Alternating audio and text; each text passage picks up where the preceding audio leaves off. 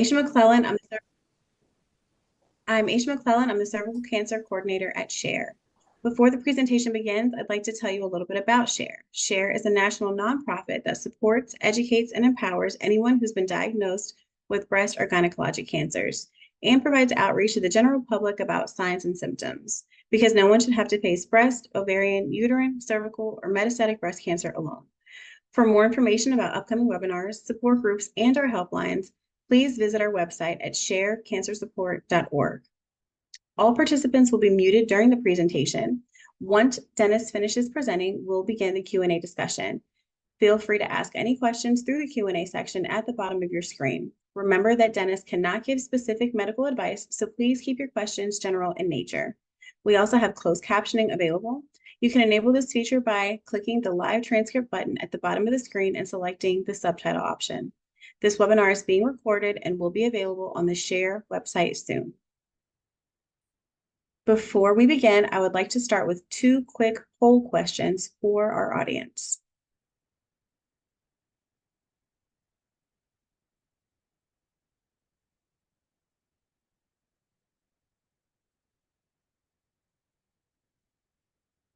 Are you aware of strategies that can help manage Chemobrain? Not at all aware, slightly aware, moderately aware, very aware, extremely aware. 2, Chemobrain affects my daily life and activities. Strongly agree, disagree, neither agree or disagree, agree or strongly agree.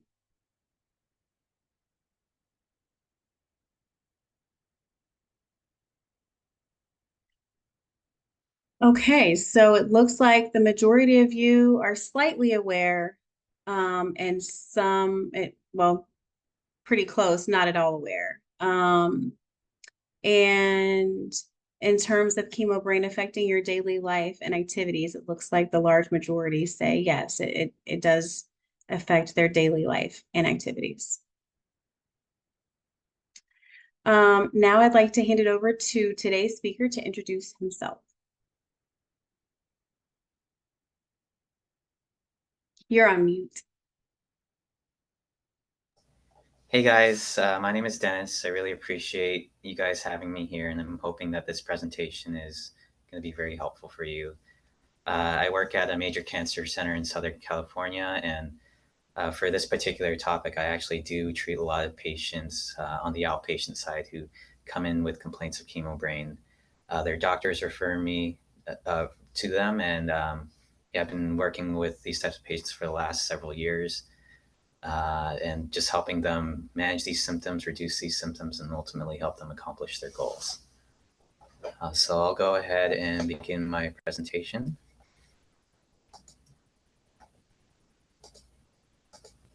Okay, so yeah, tips for managing Chemobrain. What we'll be going over is just a little bit about what Chemobrain is. Share. Oh, sorry.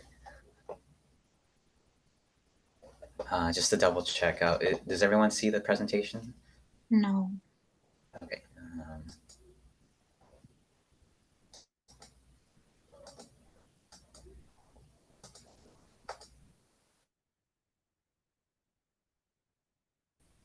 Okay, sorry about that.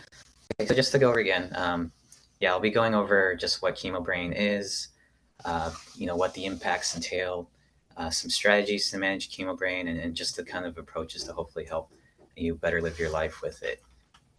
So I'm sure you guys use this term Chemobrain or chemofog interchangeably, when you share some of the lapses or the different kind of impacts it has on your life. You're sharing with your family, maybe today I just feel like my Chemobrain's really affecting me, or I really feel foggy.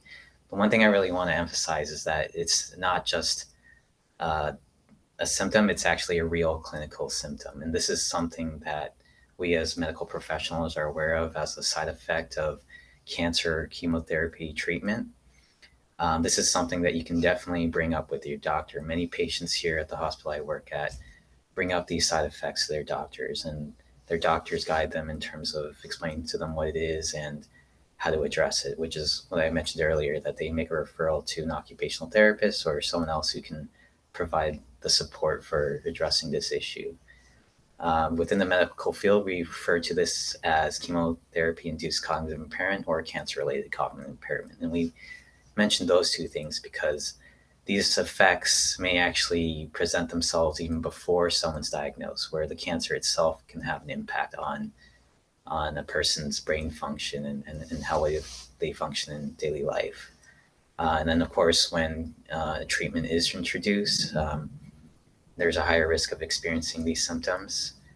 So the cancer treatment itself, whether it be the surgical effects after surgery or other medications that are used to manage course complications, these may play a part in just this experience as well.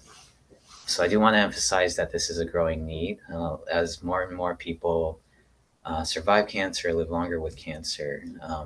More and more people are actually reporting this as a big symptom. So as I mentioned earlier, some people actually experience some of these cognitive effects before treatment, so up to 40%, up to 75% experience difficulties during treatment.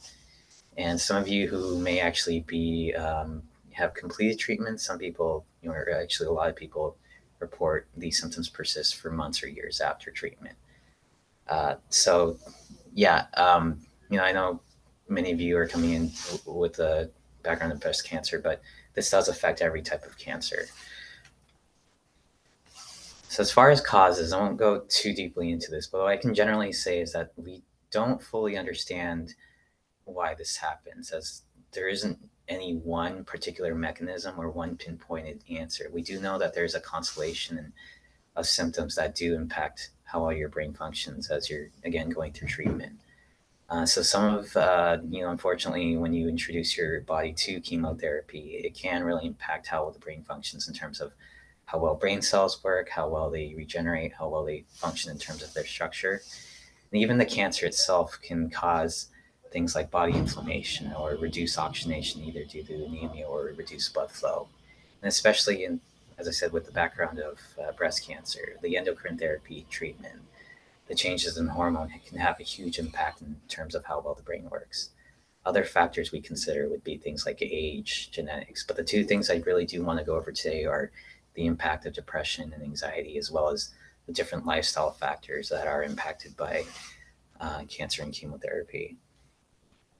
So some of the common complaints that you guys may have shared with others, or and this is kind of a compilation of the different types of things that patients have shared with me. A lot of people will complain of word finding difficulties, that they have a hard time really expressing themselves in conversations. They forget where they're going, or there's seems to be that always issue of you walk into a room and you forget what you need to do there, or you forget what you needed to pick up. People will also mention mental exhaustion or difficulty multitasking, decreased concentration in a task, or just a lot of trouble with multitasking.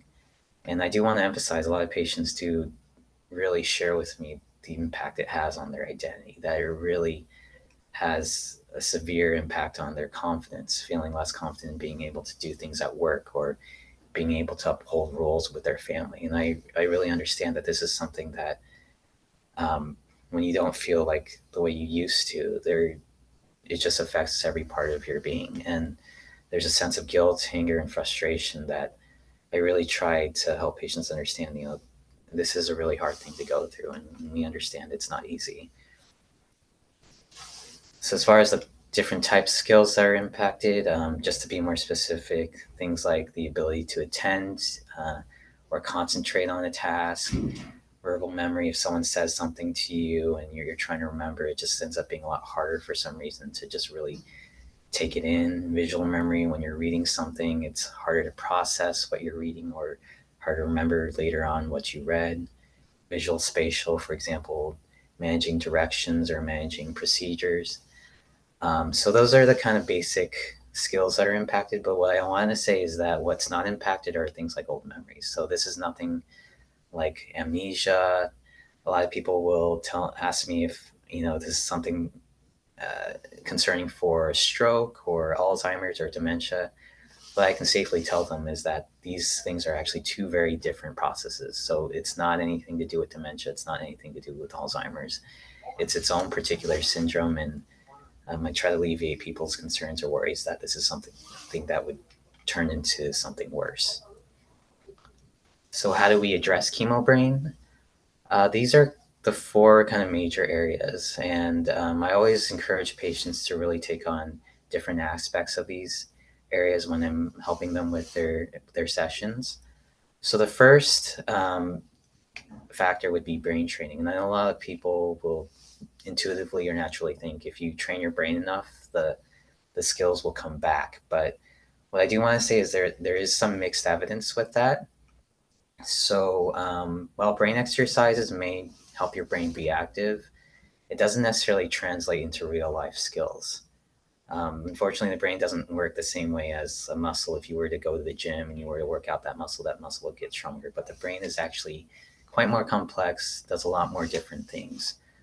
So what I can say about this is this doesn't necessarily need to be the entire focus of trying to help you reduce these symptoms. Rather, I think it's good to just keep your brain active. If you find something that a type of brain training activity that really relates to an activity that you do in everyday life, I think it's good to use that as a way of practicing a certain strategy, building your confidence, and being able to do something more efficiently or faster. And that, in and of itself, I think helps with overall performance.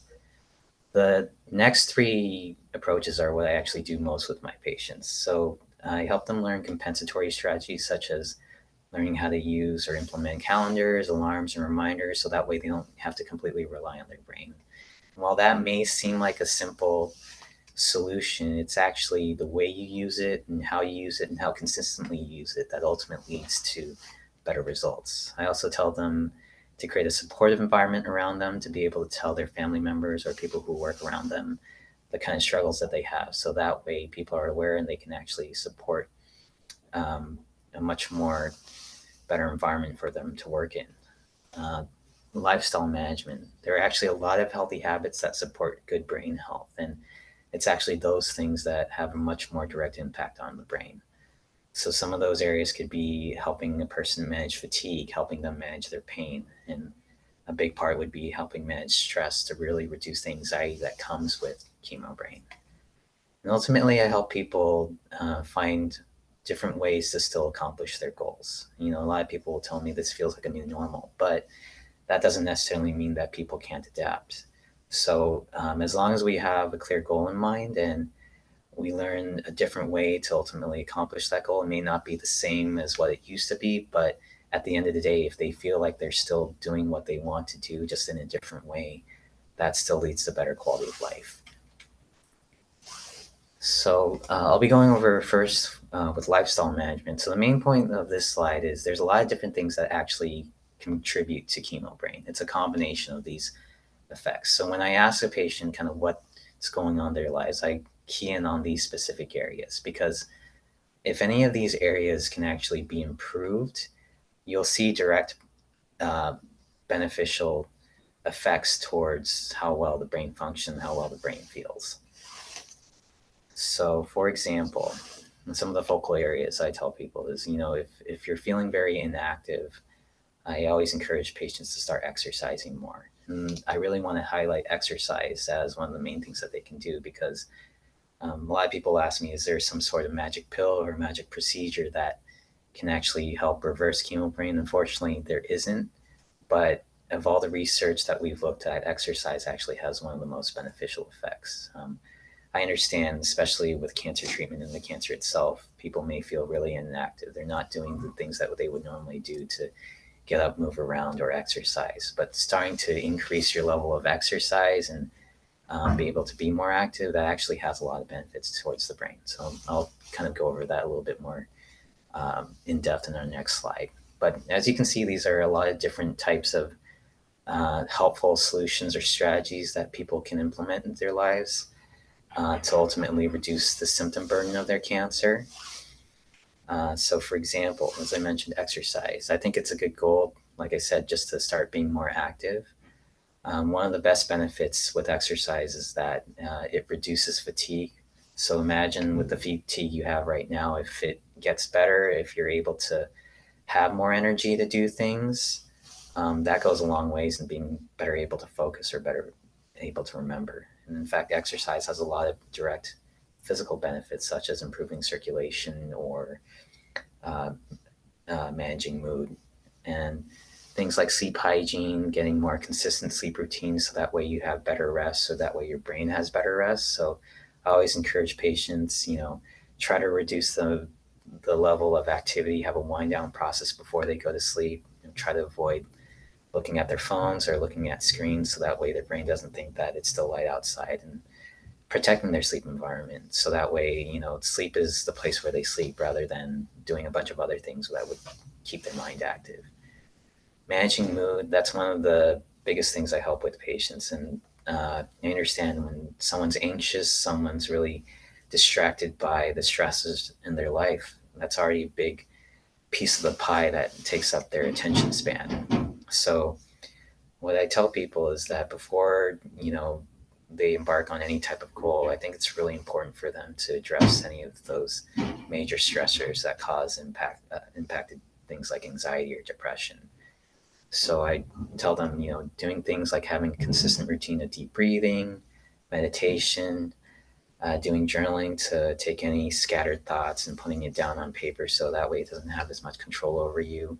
Those are all really helpful things to reducing anxiety, especially when you're trying to perform something and you're distracted by anxiety. That distraction can become much less. And ultimately, I also tell people, if there's things that you need to receive counseling for, that goes a long ways in terms of really, you know, reducing some of those mood symptoms.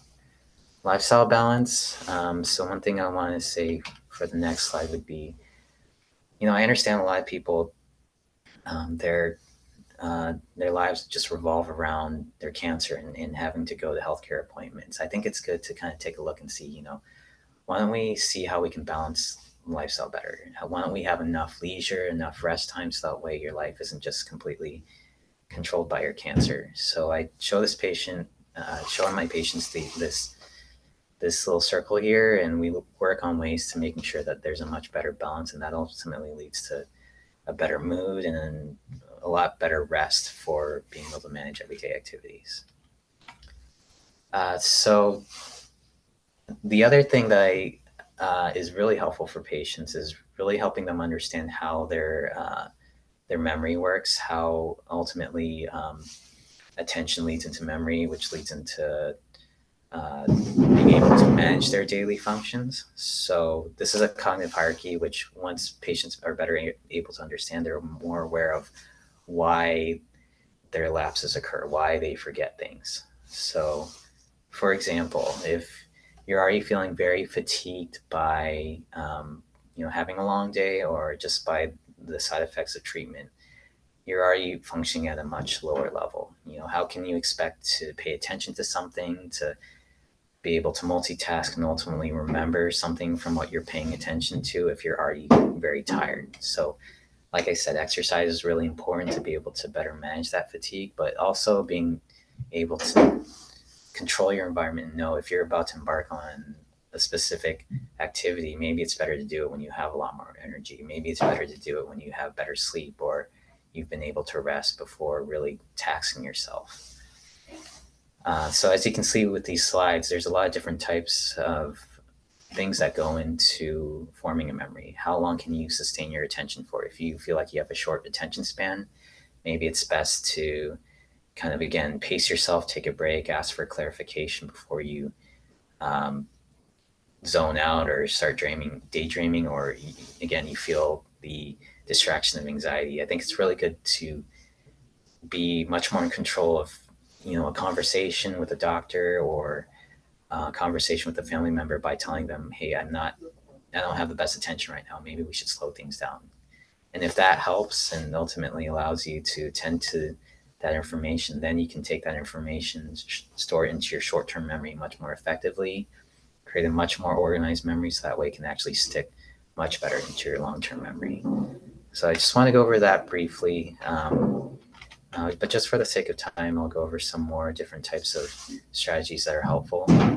So there are times where, of course, you feel time pressure management, where you feel the clock ticking. I think it's best to have this approach where you take a look at what are some of the anticipated challenges, what are some of the things that make you feel very anxious when you feel that time pressure, and learn how to prioritize your time. So what I'll do with a lot of patients is I'll help them break down the task, find out what the priorities are, see what they can take out first, so that way they can focus on one thing. So as a tip, I think it's always good to kind of analyze the activity, figure out how things can be done better, and have a much more stronger approach into going into engaging in an activity. As far as memory strategies go, we kind of differentiate between internal memory strategies and external memory strategies. So what I've found to be most helpful with my patients is to really encourage things like mental imagery, creating diagrams and structure, because the main thing I want to emphasize is that while we have thoughts in our mind, they tend to be scattered. They tend not to really hold as much of our attention if it's just in our mind. But if we put things down on paper, we create things that are really nice and organized and create structure around it, it's only going to make things easier to remember. So some of that can be based on categorizing based on importance, or categorizing based on a procedure that you're already used to. And again, just spending the extra time to make it much more meaningful for yourself. I'll skip this slide. So as far as it goes, for people who have trouble reading things and remembering what they've read later, there's a simple technique you can use. You can kind of preview the information first. After previewing it and seeing what the main themes are, then you create your questions over what is it that you're trying to understand, or what is it you're trying to read. And then as you read through it, you try to answer those questions. You review the information, you summarize that information with somebody else, and then or yourself, and then you test yourself to see if you really understand what you just read. So again, this is for something that in case you read something and you forget later, this is a nice little method or strategy to support that. So again, just for the sake of time, I'll just briefly go over. So like I said earlier, having things like calendars, reminders, and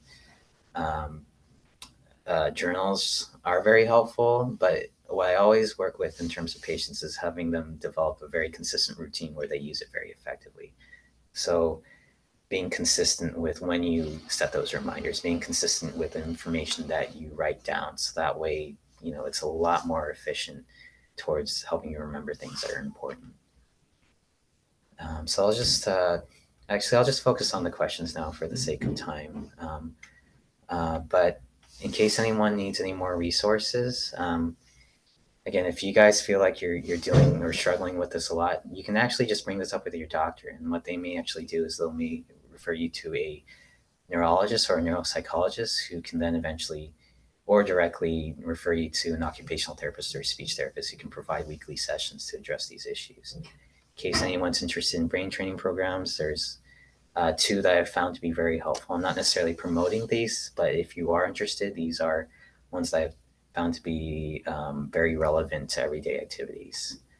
And in case anyone is interested in reading books about it, I actually use this book a lot with patients. It's Memory and Attention Adaptation Training. Something worth checking out, where it actually goes through step-by-step processes of how to address this issue.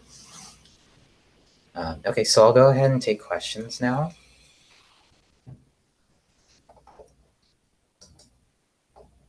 Thank you so much. That was very informative, and we appreciate it.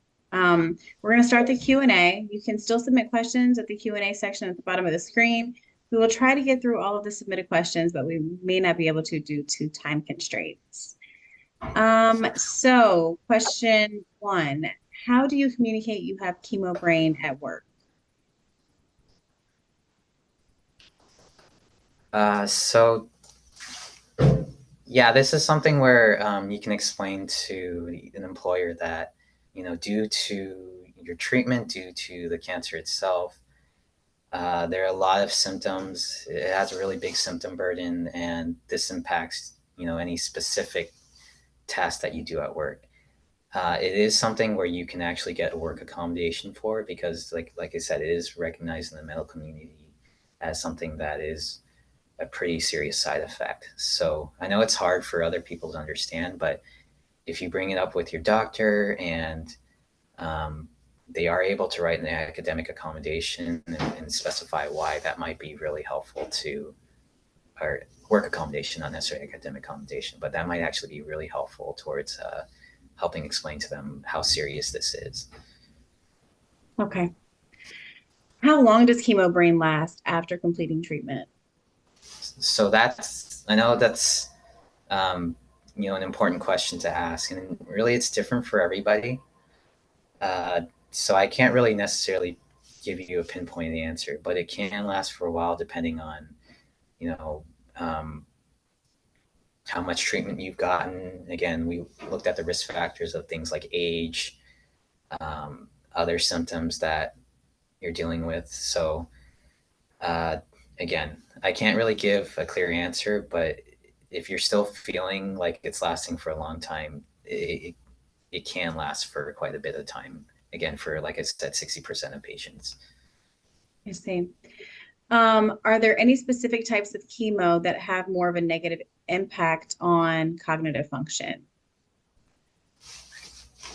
So again, this is something that I would not to cop out on this answer, but yeah, Okay. this is something that you would want to bring up with your doctors because they can actually say based on uh, the evidence, the body of research, that this particular chemo, a certain percentage would report more side effects. But what I can say generally, especially with endocrine therapy, um, you know, things that are suppressing your hormones, those, or they call them aromatase inhibitors, those tend to have a very well known side effect for Chemobrain. And especially if you've gone through radiation or, you've gone through any other type of systemic chemo, like things like taxanes, yeah, those are known to also cause Chemobrain as well. Okay. Should we see a neurologist to better understand the extent of our memory issues? So here at our hospital, we actually have a neuropsychologist who does a lot of specific cognitive testing. So what it hopefully or ideally would look like is that you mention it to your doctor, and then they would refer you to a neuropsychologist, and then they would do a battery of tests to really pinpoint the specific degree of impact it has on your function in your brain. So they would actually give you a very specific picture.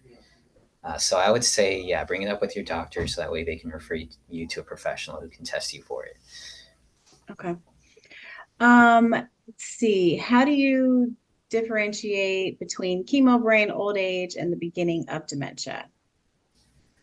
So that the same thing applies to what I just mentioned. So if you do have that concern, a neuropsychologist, neurologist would actually be able to differentiate between those two. They would do tests specifically for dementia or Alzheimer's.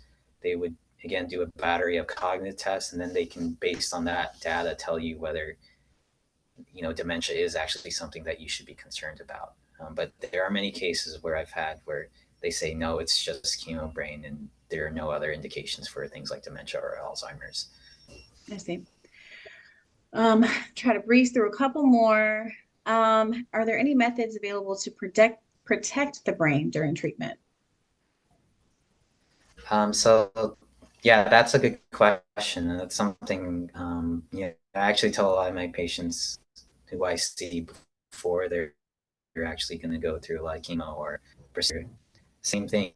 A lot of the lifestyle habits can prevent factors like being very active, having robust exercise routine, being able to manage mood and prevent a high degree of depression or anxiety. Those are actually protective factors. As far as it goes with anything more specific than that, what I can say is you can go ahead and just see how you can test yourself in terms of your cognitive function. If someone does have a history of ADHD, I would actually bring that up with their provider, so that way they're more aware of it. They can better prepare for it, and if there needs to be actually introduction of other type of medications, that's something that's worth considering. Okay. Are there any specific diet and nutrition supplements that could help?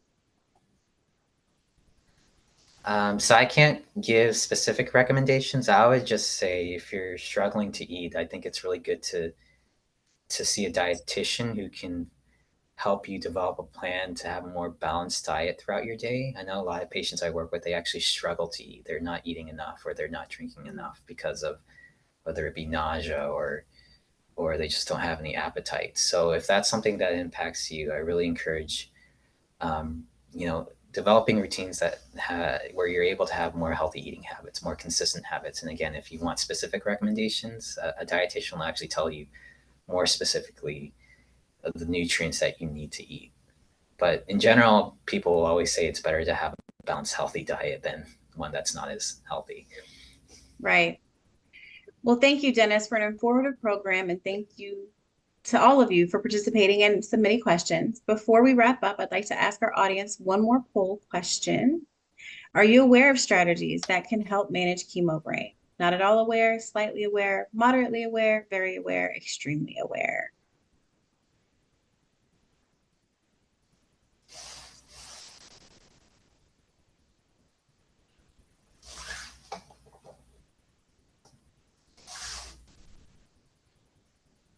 All right, so 42% are moderately aware and 27% are very aware. So it looks like people have come out of this and learned some new skills on how they can help manage Chemobrain, which is wonderful. Check out Share's upcoming educational programs and support groups and follow us on social media as well. Please take a moment to complete the survey at the end of this webinar. This survey will show up in the browser when the webinar ends, and the link will also be in the follow-up email.